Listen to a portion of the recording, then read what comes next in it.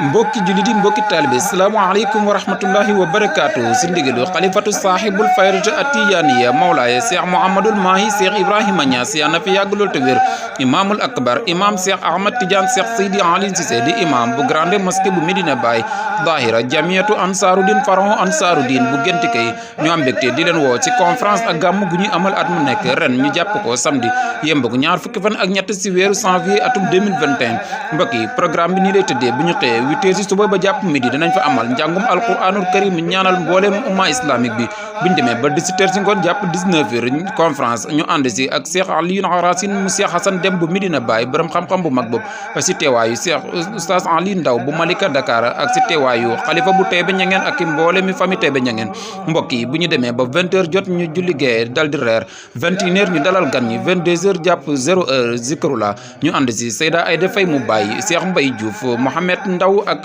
Cheikh Baba Ndiaye bu Genti Kay mbokk yi 0h ba bët set gàmm ñu war cee ànd ak ki nga xamante ni mooy alimul alama di Cheikh Ibrahima Cheikh Mouhamadoul Hadi Cheikh Ibrahima Niass mbokki julli di mbokki taalibe bi samedi 23 janvier 2021 ca Genti Kay bés bu mag gàmm gu mag daayira bu mag ak sëriñ bu mag di bu ko kenn raté. La ilaha illallah